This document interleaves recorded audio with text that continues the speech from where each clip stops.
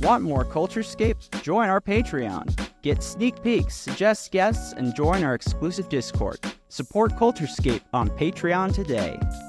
There's a massive difference, which many of the people involved in the counselling just don't understand, between liberalism and what we have now, which, for want of a better word, we call woke. As the gender stuff was coming into the gay movement, I was sort of thinking, well, any moment now, somebody's going to say something. And I kept waiting, and nobody did say anything. Or the people that did were pretty soon squashed. And it kept sort of building up, and you got more and more intolerant and weird. People coaching each other, people reinforcing each other and affirming each other. And also because of the genuine intention of a lot of physicians and progressive people to go, oh, well, this person's in distress, I want to help them, I want to listen to them. Not realizing that what was happening was something quite dark.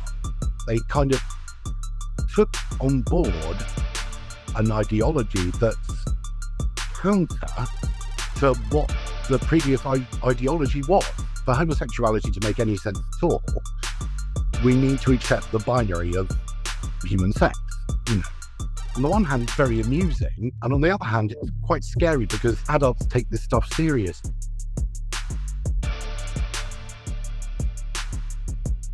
Hello and welcome to CultureScape, the show that interviews the geek creators and influencers who built nerd culture. I'm your host, Pete Pischke, and today's guest is a nerd of the highest pedigree.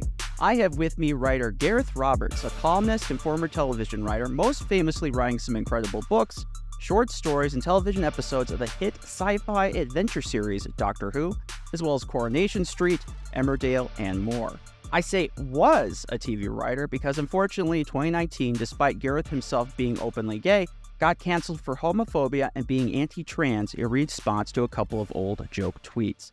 Later stating in response to his cancellation, quote, "I don't believe in gender identity. It is impossible for a person to change their biological sex. I think it's wrong to write a falsehood into law, compel people by law to speak words they do not believe."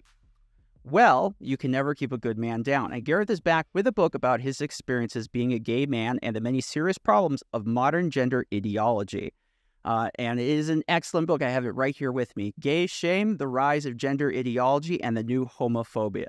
So, without further ado, we will now talk about the gender wars, Doctor Who, and so much more. I'm excited to introduce Gareth Roberts. Welcome to the show, Gareth. Great to have you. Hi, Peter. Nice to be here.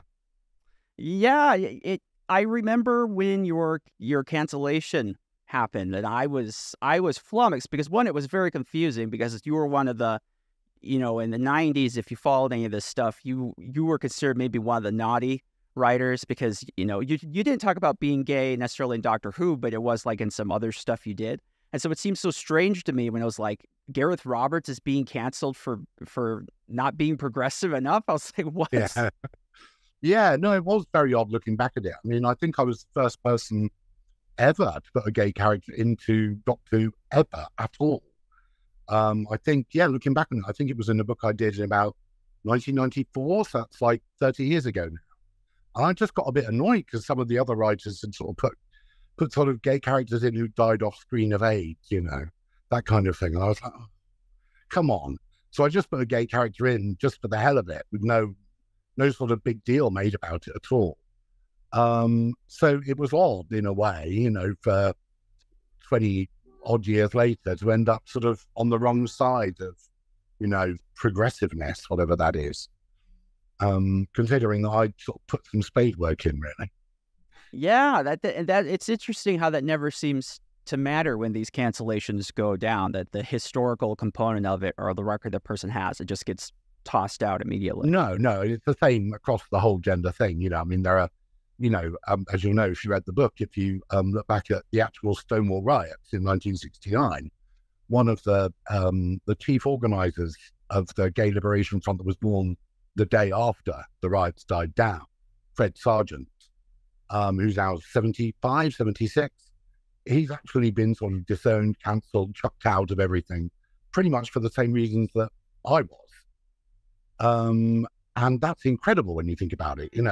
This is a guy that was actually there, actually campaigning, kicked the whole ball rolling, and look what's happened. Well, great example, of course, then probably the most famous example is J.K. Rowling, the Hmm. mega popular Yeah. Harry Potter. And I mean, I swear when all that started to happen, it was like just the day before, people were saying how wonderful she was. She made Dumbledore gay. She would go back into the books and stories she's already written. Says actually that character was black. I Yeah. know, I Yeah. know, I didn't say it at the time. I know it's not Yeah. actually in there, but What it comes down to is that there's a massive difference, which many of the people involved in the counselling just don't understand, between liberalism and what we have now. Which, for want of a better word, we call woke. They're almost diametrically opposed things. They are not the same thing. You look at J.K. Rowling; she's incredibly liberal and progressive and feminist, all those kind of things. But what she isn't is accepting that kind of very strident, angry, identity-based politics. And I'm pretty sure, those things are, that they're not totally divorced from each other. But I mean, there is a connection, but at the same time, they are opposing, really. They just look similar. And a lot of people who are liberal and progressive think that they are the same, and they aren't.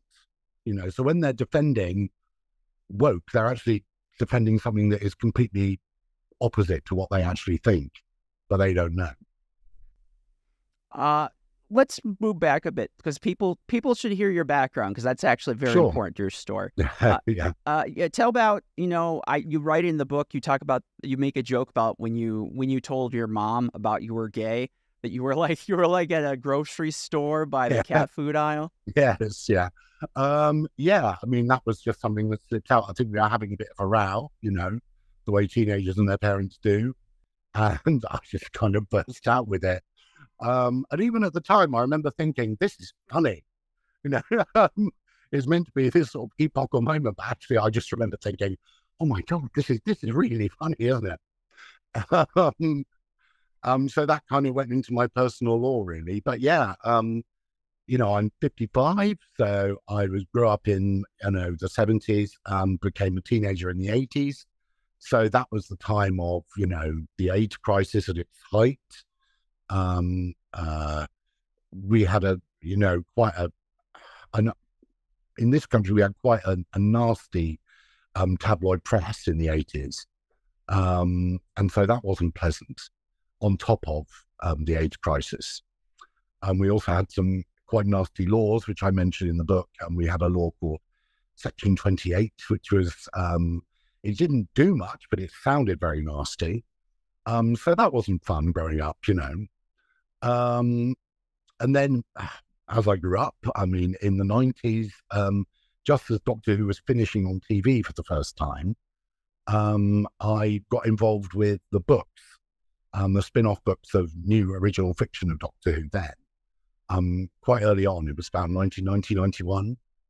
And from then on, I've just sort of been writing solidly ever since, really. I've been lucky enough that, when you start being cancelled, the odd thing was that I was chucked out of a Doctor Who short story collection in, I think, 2018, 2019, like you said.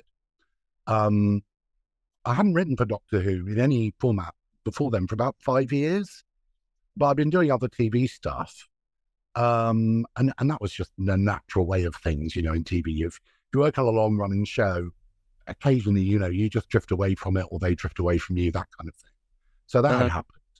But the impact of that was more in the fact that the telephone then just didn't ring from television. So it was like a lever had been thrown. It was like, oh, okay. Whereas a phone that had been ringing fairly constantly for about 20 years suddenly just stopped. I think I got one or two approaches afterwards and did a couple of bits of development work and things like that. And then it just kind of petered out because it was obvious the word had gone round on the grapevine. Whoa, whoa, don't go near him.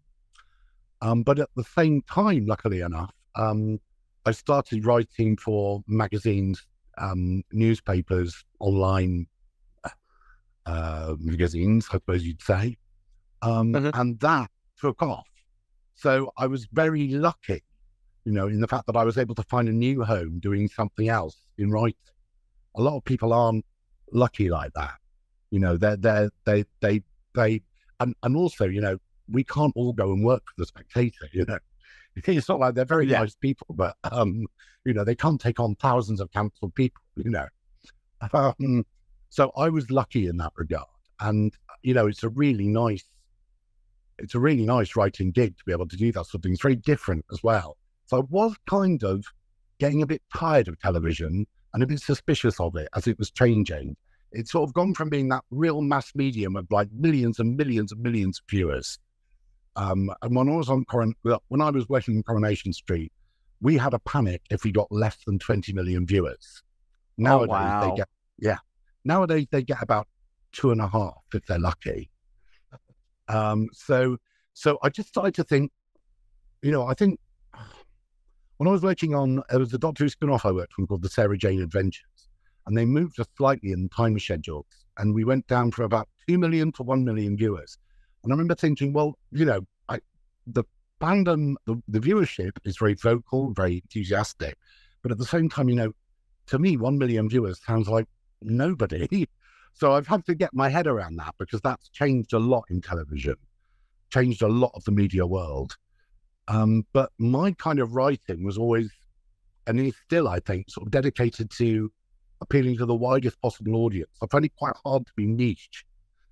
I like to think of a huge audience of loads of different kinds of people and to entertain them as best as I can. Now, you can, by doing that, end up catering to the lowest common denominator. But if you're careful and clever and you're really into it, you can produce something really great, you know. I mean, obviously, people like Spielberg, I wouldn't compare myself to him, but, you know, that kind of really big entertainment is the kind of thing I'm drawn to. And that's kind of ebbed away from television now, even in big genre shows and soaps. You know, those audiences just aren't there. And they almost have to, in a way, concentrate on their more niche audience. And that I find quite hard to get my head around. So I was kind of drifting away from television anyway, in a way. It's interesting, you know, that just to break that up some, the first part you said where when you were canceled, you it wasn't like there were, I mean, obviously the BBC Books at one point, they did make a statement to that effect, but for the most part, no one had to tell you anything. You just realized, oh, wait a second, all of a sudden no one wants to talk to me. And you're like, okay, I get the message. Something changed. Yeah. It's a lot like that too here in the US. And maybe that's because it seems like, and this is very strange to people, but I think American culture in some ways is less direct than British culture when it comes to some of this stuff. But I have talked with people who've been canceled before, and they say something that's very similar. The other thing I would say is I wouldn't knock, you know, your contributions. I mean, your contributions to TV, especially Doctor Who, was pretty significant. I mean, you have some really fantastic episodes of the show that I love. The Lodger and its follow-up, those two are so funny. They're so well done. Thank you. And of course, you're the guy that coined the term "gun versus frog" when it comes to organizing Doctor Who stories. Yeah. That was a long time ago. Yeah, no, it just always felt very weird to me that you were like, and I already said that, but it always felt very odd to me that you were this prime target, because it did seem to fit. Yeah. And it's interesting to me that, you know, you're saying as a writer, your being gay is of course, you know, it's one of the characteristics. It's very important to you. But there's nothing that you could say, well, Gareth Roberts is the gay writer. Like, you don't think of his Doctor Who stories of falling into a particular niche, because they're very approachable for the most part. Yeah, it's funny because this is, I think, the first or maybe the second time with the book, Gay Shame, that I've ever written about homosexuality in any way. I think I did one episode of a sitcom about it about 20 years ago, which was very funny, actually. I must dig that out and watch that again, which was about the main character fearing that he was turning gay. And that was fun. But other than that, I've never really written about it, because I just thought, well, other people have got more of a handle on it than I have. And they're turning out more interesting stuff, and they're more interested in it. What happened this time was that I was kind of left sort of gobsmacked, thinking, what the hell is going on? You know, I couldn't work it out. And as I say in the book, you know, in about 2013, 14, 15, as the gender stuff was coming into the gay movement, I was sort of thinking, well, any moment now, somebody's going to say something. Yep, any moment now. And I kept waiting and nobody did say anything. Or the people that did were pretty soon squashed. And it kept sort of building up, and it got more and more intolerant and weird. And the whole gender stuff just seemed to me, at first I didn't quite understand it. I thought, well, what's going on here? There must be something I don't get. Because I think that's what we all do when we come across an idea that we're unfamiliar with. And everyone's saying, oh, it's progressive. No, you don't understand. And you think, well, I must be in the wrong. So when this stuff started coming out about, putting kids on puberty blockers and hormones and, that telling them that they can change sex, that there's something wrong with them if they're camp little boys or butch little girls. I remember thinking, well, I can't understand this. There must be something I'm missing. Doctors, medical people, psychologists, psychiatrists, they must know what they're doing. And of course, it turns out they didn't, but it takes a while to get that into your head because it's quite a frightening thing to have to confront. You just think, well, how can this be happening? It's obviously so homophobic, but everyone just seems to be going along with it. Yeah, I agree with you because I remember when all the stuff, I first started seeing it out here in the United States, maybe 2015, 2016. And I laughed at first because I was like, this is a priority. And it wasn't that I was against trans people. It was like this idea that we would go to school bathrooms and we would introduce people who are biologically male. This just seems silly. It's like, no, of course we would not do that. Yeah. This is stupid. Yeah. But little did I know. Yeah. I mean, anyone that's been around kids knows that. It seems obvious. You think, how can anyone not know? Don't they know what boys are like? It's like, you can't, we have universal human rights and we have very, very few areas where we treat people differently. And one of the very few of those is sex, for really obvious reasons. And, you don't have to be a feminist or academic to understand that, allowing men to enter women's private spaces is a bad idea, Yeah, and you make this point in your book. People are like, well, it's ridiculous to think, these men who would do these criminal things would go so far as pretend to be trans to get into women's spaces to do more bad things. I'm like, you have a very naive, you have a very naive view of men. Some men. Yeah. That it's I find it quite hard with gay men as well, who know full well how pervy some men can be, and how bad male sexuality and dark it can get. Come on, think. You want to shake them and say, well, this is crazy. Yet it is so confusing, because I'm sure for you, you had this feeling like yesterday, all these people were my friends. I was part of the team.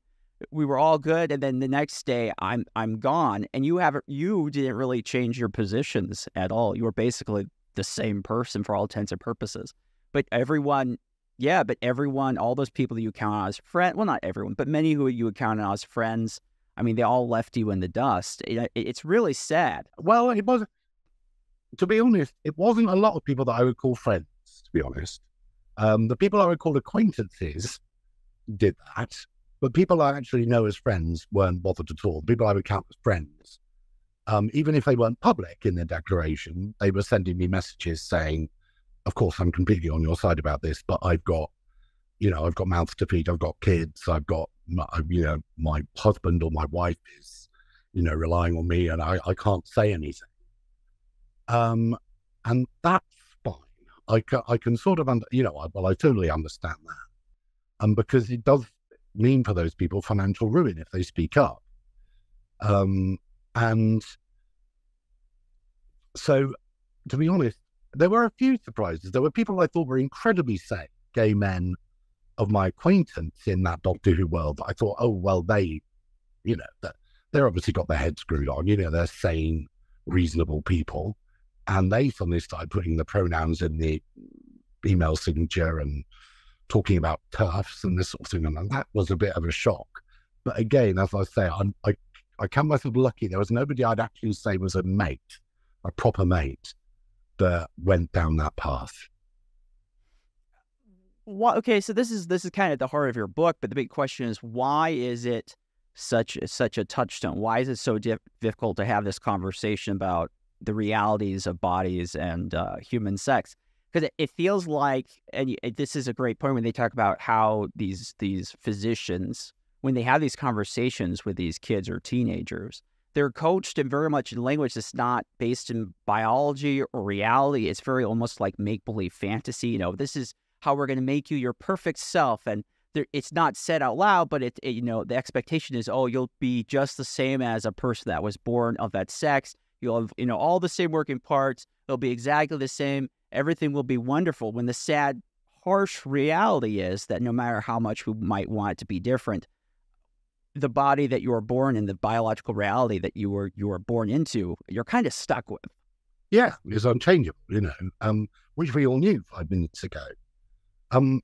So if the question is, how the hell has this happened? It's, as they say, it's multifactorial. There are so many different factors involved in how this happened. But I think if we have to point a finger and say, this is it, I don't think it would have got off the ground half so quickly and half so unopposed if it hadn't been for the internet and particularly social media. I know it's a sort of crabby old, grumpy old chap thing to say, blame the internet for everything. But in this case, I think it's kind of right. I think if the real physical analog world of physicians, medicos, that kind of thing going on, if that had been carrying on as was in its analog way, I don't think this would have got as far. I think it required a kind of geographically disconnected community to assemble. And that's what happened on sites like Tumblr and in the academia of your fair country, to sort of turbocharge this stuff. I think, people coaching each other, people reinforcing each other and affirming each other. And also because of the genuine intention of a lot of physicians and progressive people to go, oh, well, this person's in distress, I want to help them, I want to listen to them. Not realizing that what was happening was something quite dark. Yeah, because it's like, this is our team. We're of course the good guys. We would never do something that's terrible. I'm open to like what you said, like social media, I do think did play a part. I don't know if it is the factor that made the difference, but it definitely is a factor. Yeah, a big one. Yeah.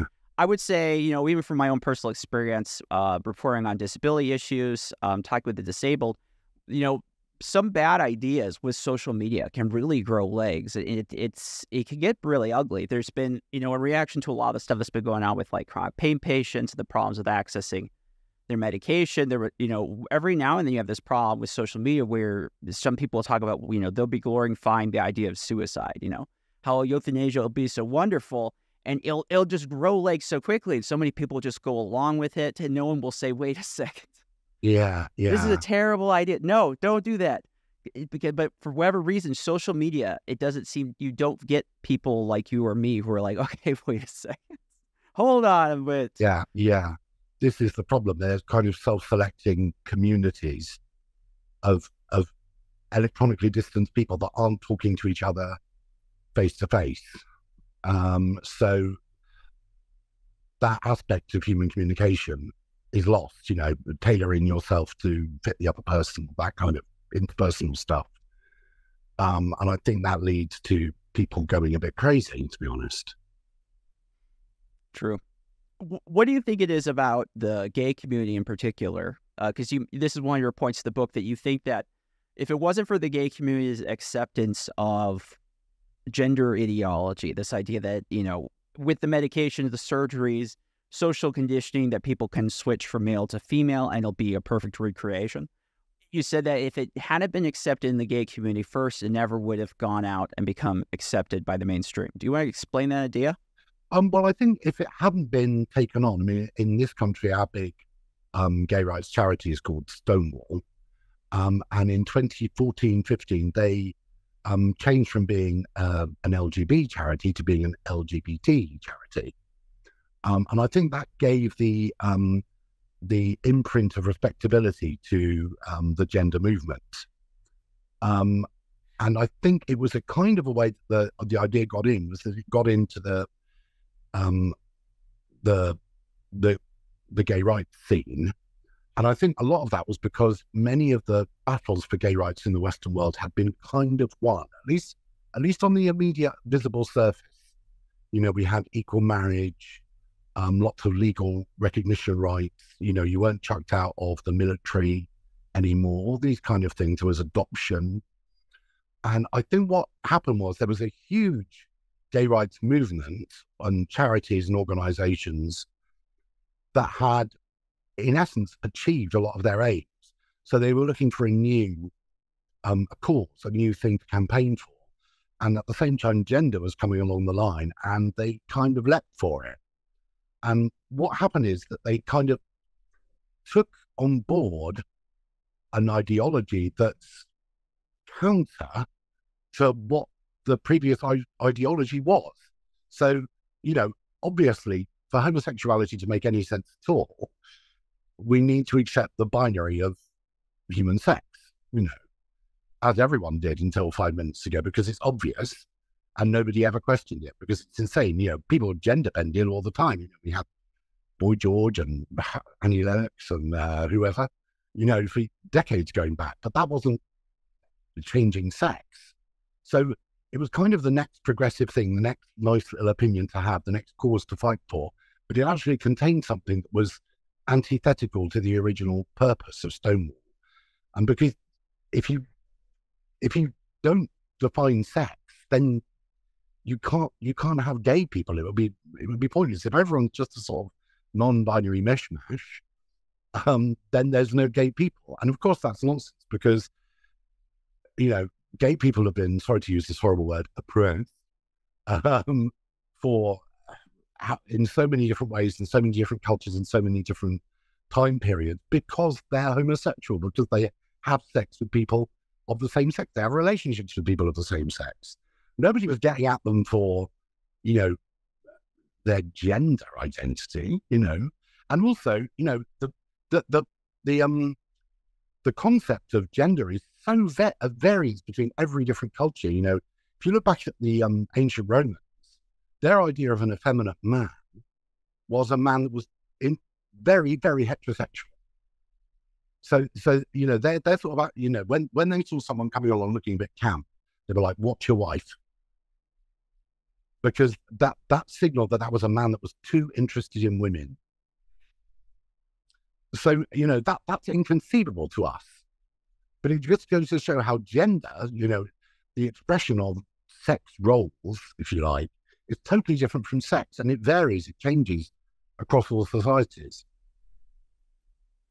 It seems like with a lot of these things, it seems to be rooted in magical thinking when it comes to biology. It's not just the gender ideology. I think of, like, when it comes to medicine, our thoughts about, you know, like, I'm not going to hark on my own stuff I cover, you know, but like this idea like that we could treat pain away with things other than opioids. And it's like, well, that would be nice, but that's not really possible right now. Bad things happen when you change it up. And I think part of the thing is you make this great point that and it's really quite, it's shocking, and it should be shocking, even though I've known this fact for a while. It's like most of these kids that are encouraged to go through this system, they either have a developmental disability like autism, or these are people who have tendencies that will later be said, oh, this person is gay, or oh, this person is a lesbian. And essentially this is what Iran does, by the way, because they can't seem to handle it. Yeah.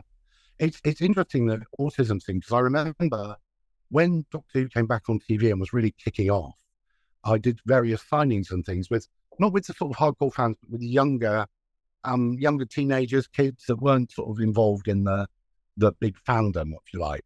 And I remember sometimes after those signings, I'd come home and I'd say, I'm a bit worried about some of those girls, because I'd encountered lots of autistic spectrum boys, growing up, because I was a nerd, a geek, so those kind of people I knew.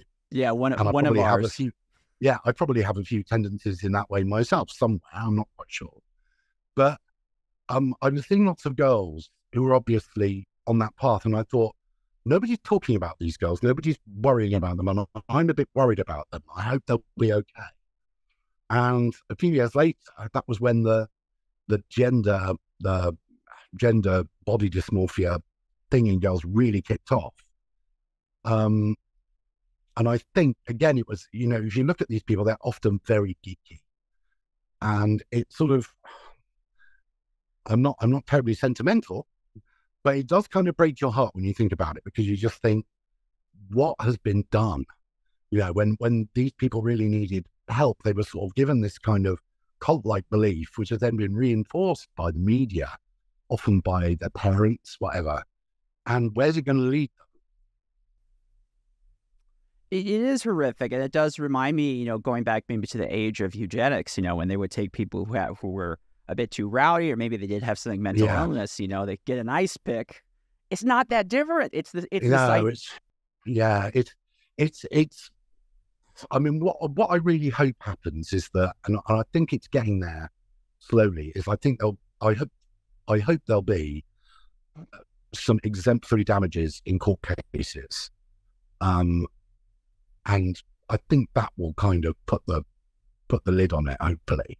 That, people will take clinicians to court, and, particularly in your country where the law is such a massive, terrifying thing. And that will put a stop to it, or because these people deserve lots of compensation, I think. When you were working on the book, did you talk to any people that were involved, either on the side of like their physicians or surgeons that are working on the trans stuff?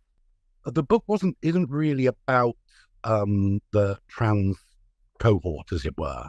It's more about people's reactions to that. I've spoken to some people who are sort of former gender activists, and I've spoken to a couple of detransitions just in passing, really, just socially.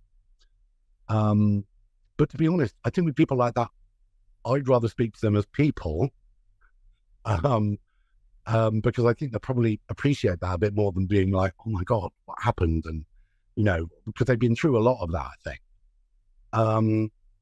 But I mean, all the testimony is there. It's kind of, it's out there in the open for us all to see.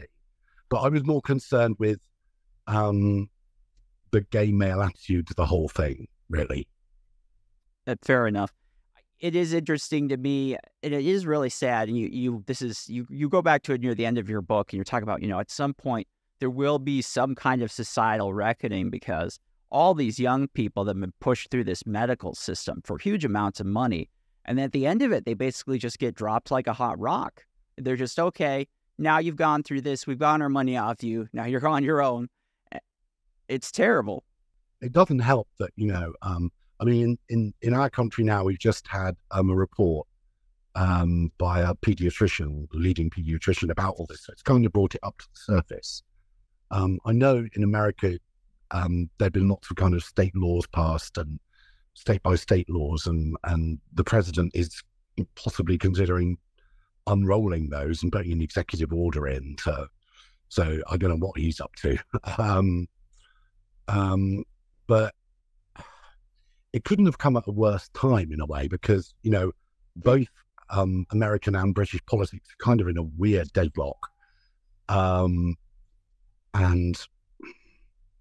between like crazy people on all sides, really, or something. So it's a cliche, but you really want adults to come into the room. And I think hopefully they are slowly coming in Britain, and I hope they come into America as well. I hope so. I get a feeling that Europe and the UK may be a bit further down the line, or getting closer to having it varies so wildly. It's like Germany has just put forward a self-ID law, which is where any man can identify as a woman by law, and if you misgender him, you get like a €10,000 fine or something. I'm not quite sure. It might not be as much as that, but it's something crazy. So these things are sort of vary across all different countries. So parts of Europe are ahead of Britain, parts of Europe are behind us.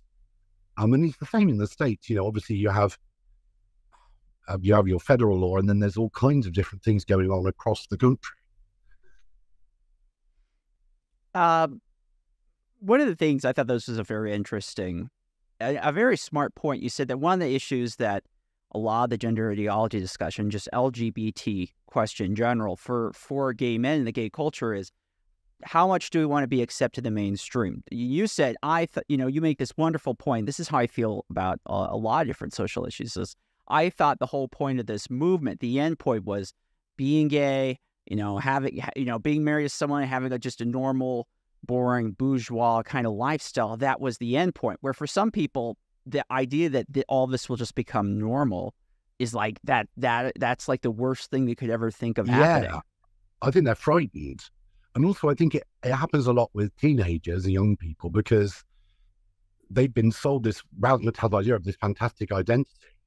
And if someone just says, that's boring and ordinary, that's why they've kind of had to invent queer and all this sort of stuff, because they didn't want to be boring they didn't want to be boring people. So they kind of invented a youth cult version of being gay that you don't even have to be gay to be, So on the one hand, and as with a lot of things in this whole gender stuff, is on the one hand, it's very amusing. And on the other hand, it's quite scary because adults take this stuff seriously. There shouldn't be, we shouldn't be taking queer seriously for the same reason that we didn't take emo seriously, or goth. It's the same kind of thing. And that's fine in its place. Sorry, what was the question? I've lost.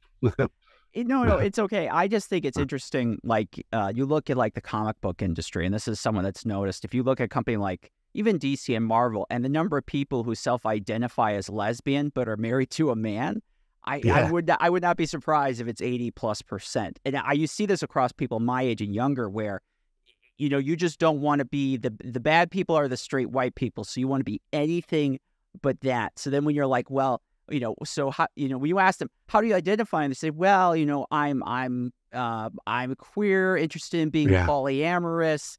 And you're like, okay, so that what does that mean exactly? So you date some of the opposites? Just, oh no, I don't do that. I only date people of, I only date people of the opposite sex. It's like, wait a second, that means you're straight, right? Like, no, totally different, Peter. You don't understand. Yeah. No, it is crazy. It is a way out of. It's a way to buy into the high status of oppressed people.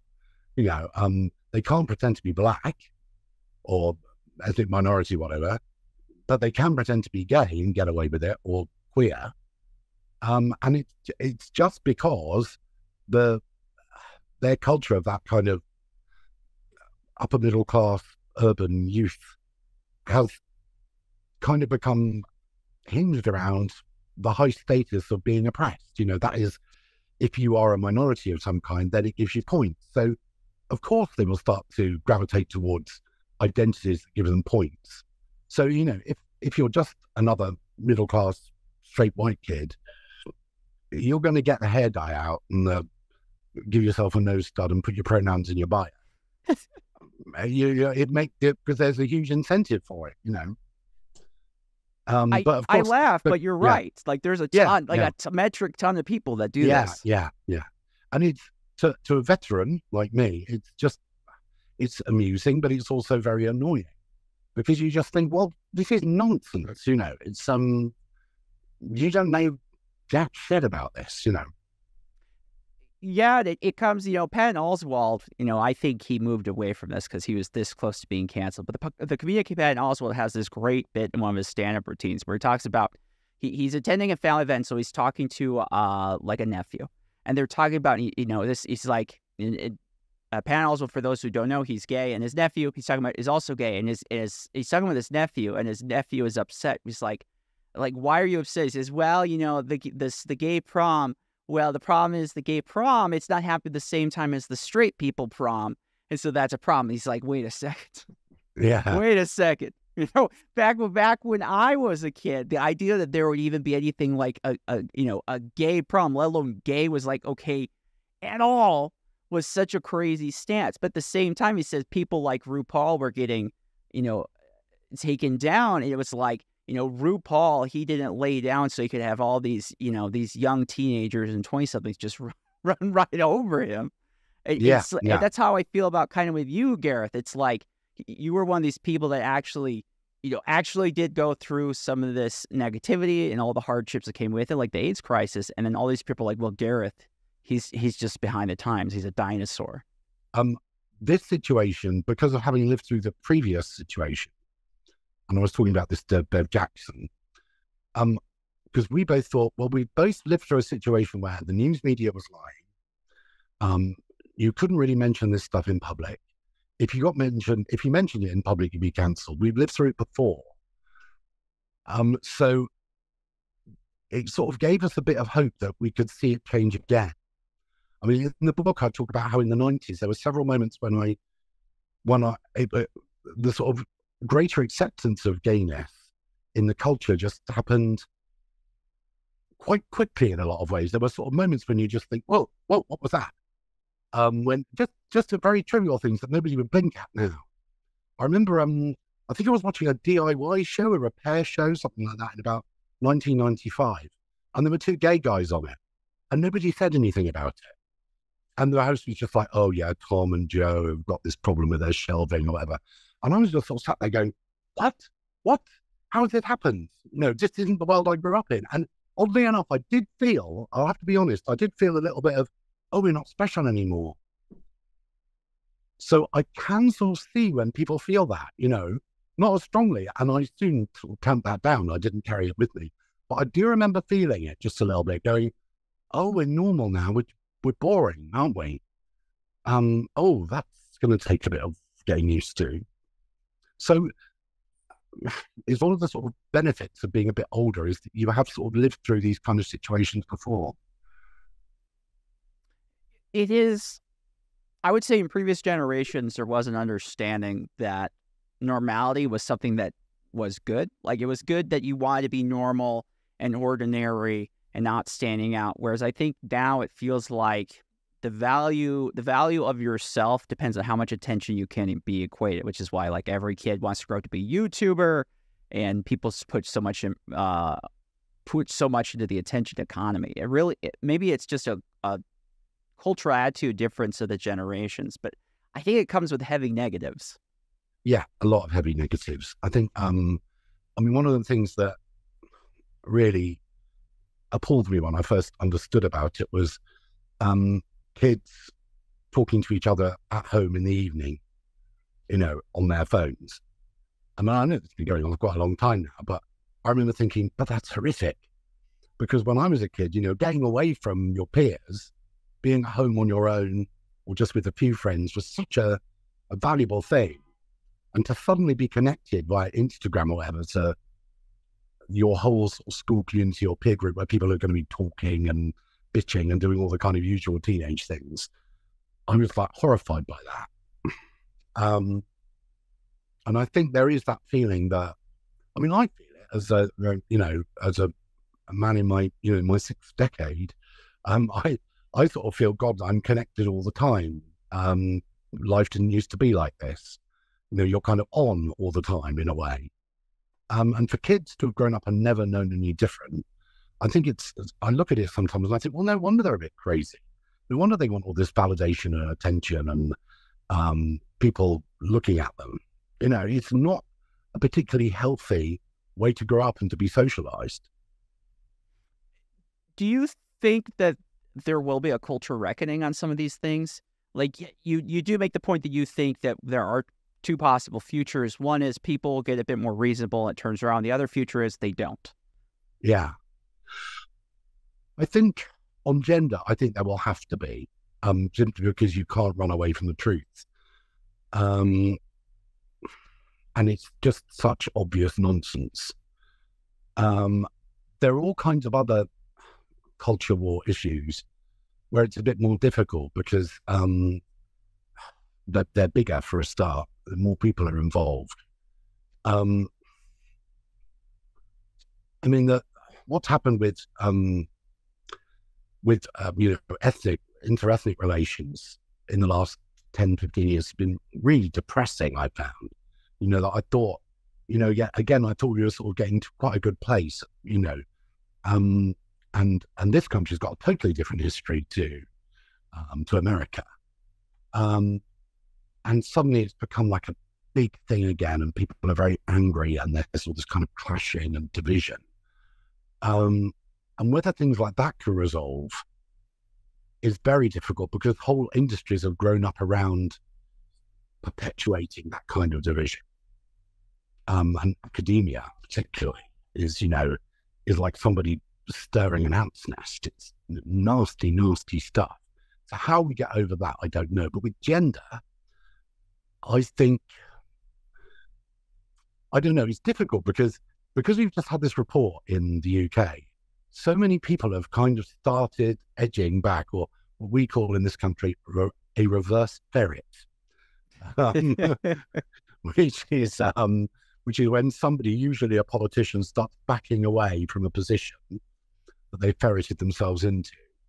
And we've had several opposition politicians saying, I was wrong, holding the hand up and going, I disagree with this, I'm rolling back on this now. The leader of our opposition party is going to be our prime minister in a few weeks, probably, has just today started rolling back on some of the things he said about gender and trans. So it feels like there's a kind of tipping point, but it's so hard to tell because it's so embedded across so many different institutions, particularly in the cultural sector, where I come from. There it's kind of still quite manic. There it'd be very, very difficult to have these conversations still, I think. Because there are a lot of activist people there, and there only have to be about one or two in a production or a crew or anything like that, and the whole place locks down in terror.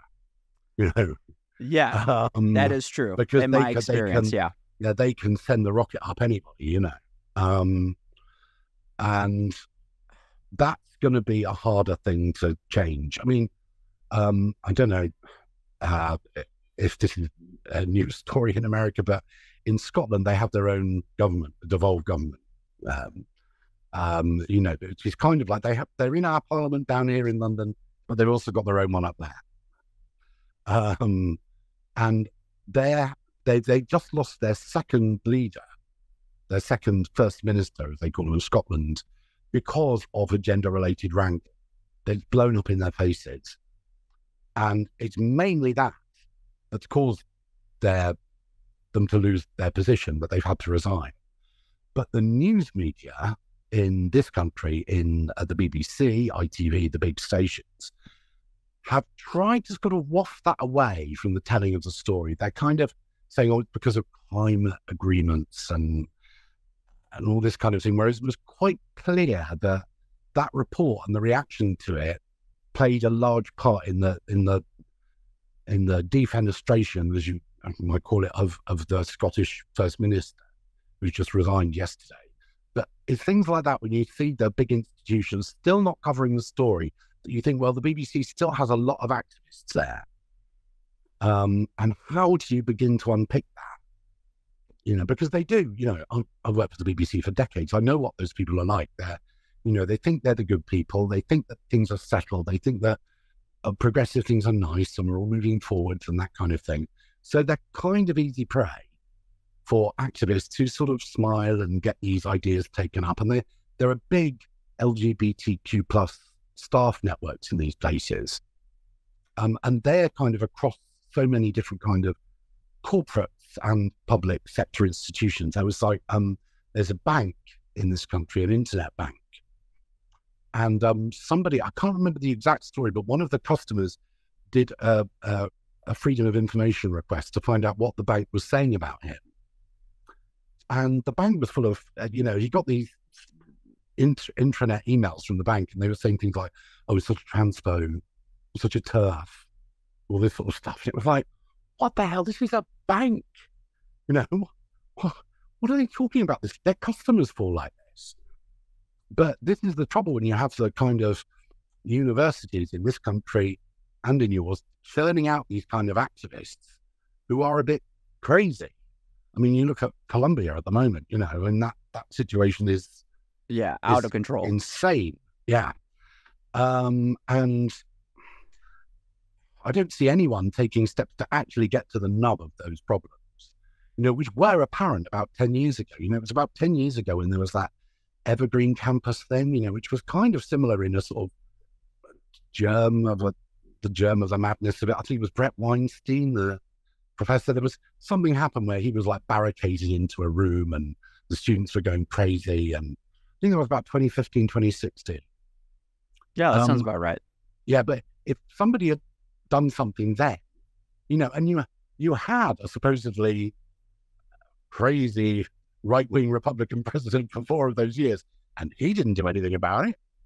You know, it was very convenient in a way for him to let them be crazy, because then he had somebody to point at and go, look at how awful they are. Whereas what you need is an adult that can go in and really start to unpick what's gone wrong in these institutions. I think that's a very important question. I do want to get more, especially into the cultural stuff. But what part of with my last question, I want to ask, if things did change, like for whatever reason, like you said, these politicians who ferret back, if everything, you know, went back to normal, but there was no recognition that they had done this terrible thing, would you consider that a positive? Would that be good enough for you? Or do you want the recognition as well? I think it has to be a bit of both, and it depends who the people are. I think if they're politicians, then there has to be a kind of reckoning. You know, they have to do the full sackcloth and ashes apology, you know, can't stop apologizing, because it's their job to be informed. It's their job to know what they're talking about. And they didn't, and they went with the flow, and they were saying crazy things like, oh, if a man thinks he's a woman, he should be allowed into a women's prison if she's convicted of rape, you know, all that kind of thing. No, there needs to be a reckoning for them. For more normal people, I think you just have to, you know, politics in a way is all about convincing people to come over to your side. So you can't really complain when they do. So I think if somebody is coming from a position of, well, I didn't quite understand this, or I didn't know what's going on, now I do. Yes, obviously it's mad, then that's fine. And also, it reminds me of, you know, one of the things that happens when you invade a country, like what happened after Iraq, and it happened at the end of the Second World War, is that you can't get rid of all the people that were part of the bad regime, because then everything collapses. You know,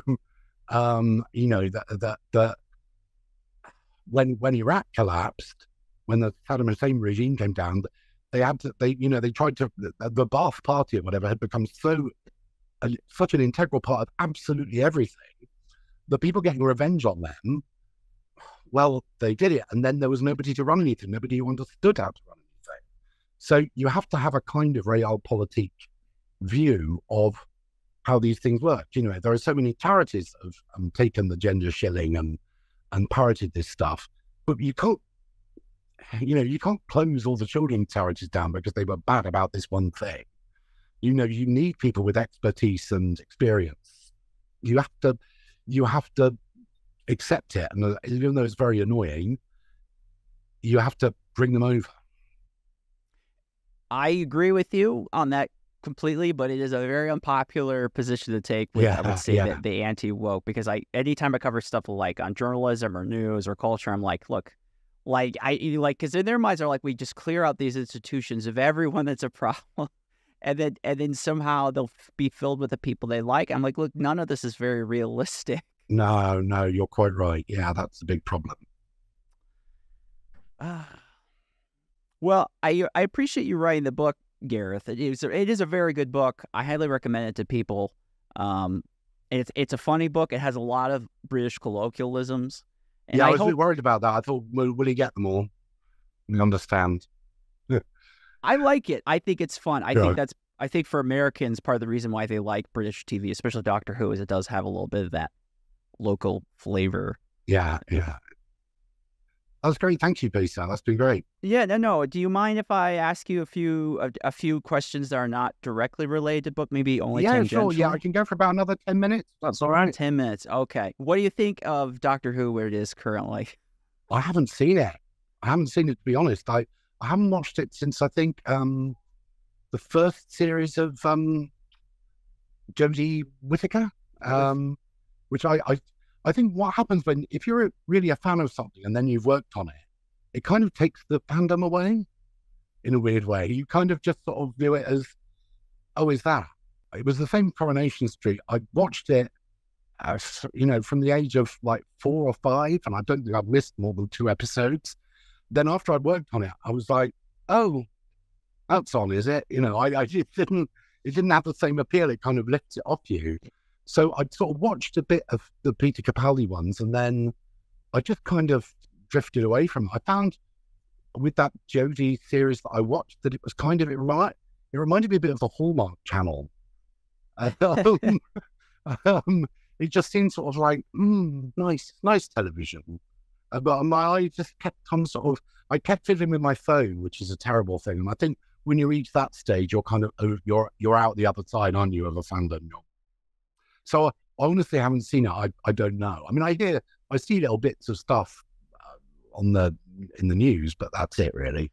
Do you have an opinion on Russell T Davies currently and with like what they're trying with the reboot? Because you actually you worked with the guy on several co-writes for episodes. But I think that's going to be I'm afraid. No comment. Okay, that's fair enough. Okay, maybe okay. What about Big Finish? You follow what they do anymore? Because that was another. Sorry, I never did. Sorry, I'm sorry. I'm being a bad fan here. I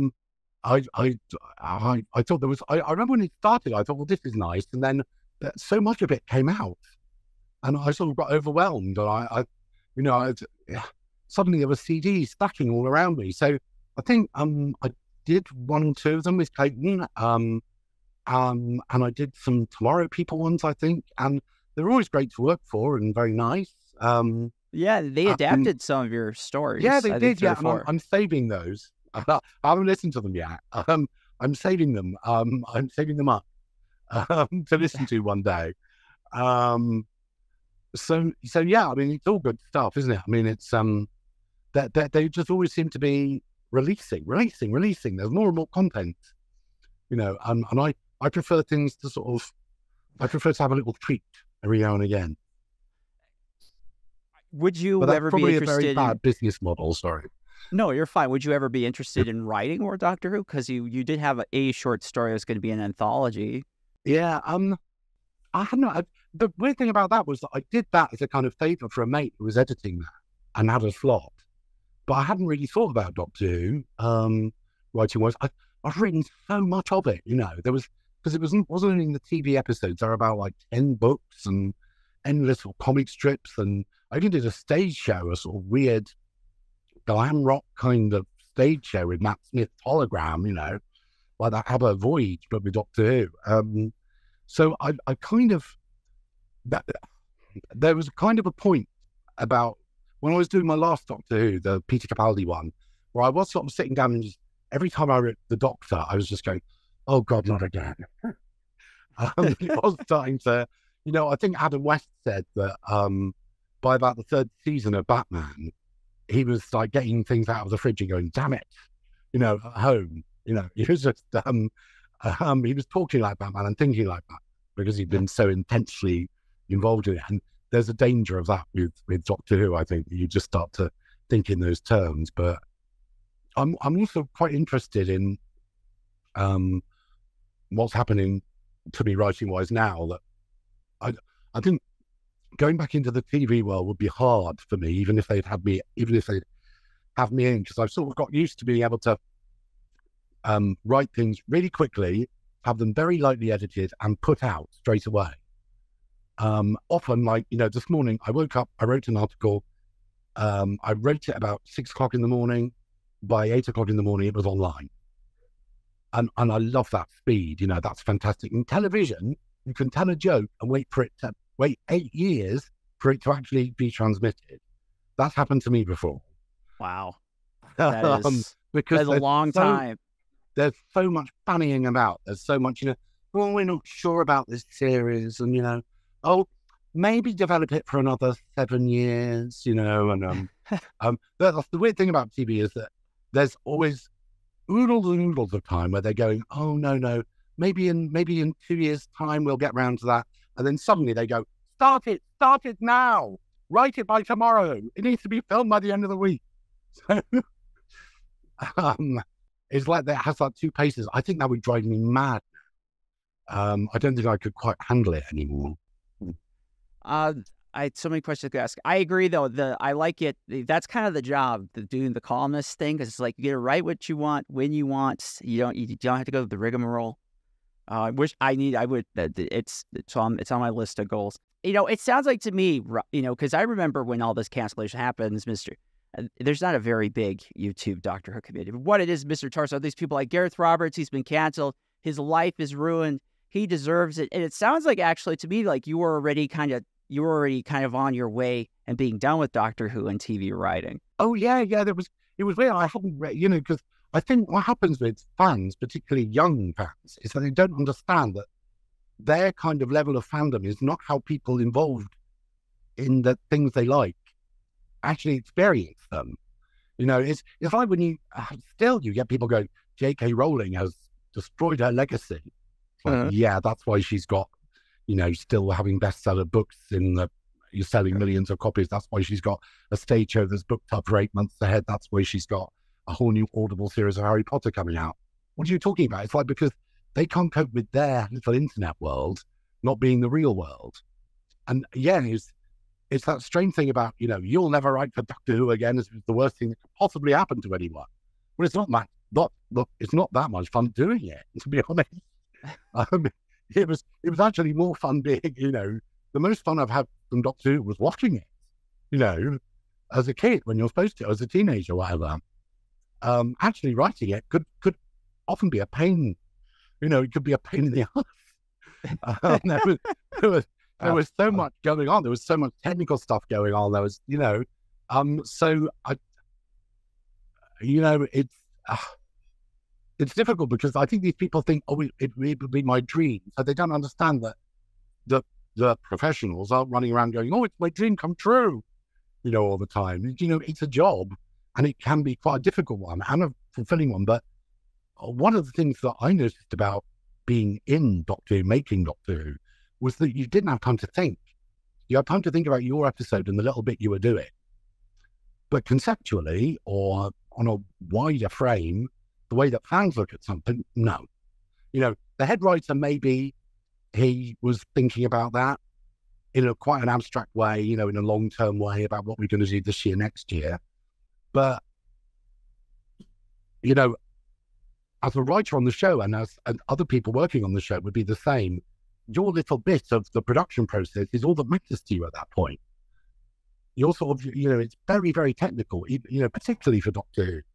And British TV isn't like that normally. We don't have the kind of genre, huge blockbuster studios that America has. So, everyone was working on a tiny little bit. So they're not thinking of the whole thing conceptually or in a particularly whole world view, if you know what I mean. It's just a part of what they're doing. Well, we are going to end it here, folks. Thank you so much for being able to talk a little bit about Thank you, Peace. That's been great. Thank you.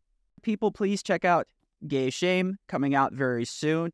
Check out Gareth's column at The Spectator. It's always enjoyable. He's a very fun writer. I just enjoy reading your prose. And thank you again to all of you for taking the time to watch the show. And until next time, my friends, keep geeking out. Hey there, gang! If you are a fan of CultureScape, and I know you are, and want to get involved in supporting the show, well, now you can! By joining the CultureScape Patreon, you'll help support me and my editor Chris as we create the show and produce more quality journalism. For just $5 or $10 a month, you not only help us, but get access to our exclusive members-only Discord. You'll also get to vote on and suggest new guests for the interview. So if you are a fellow weeb and love CultureScape, then come join us today on Patreon.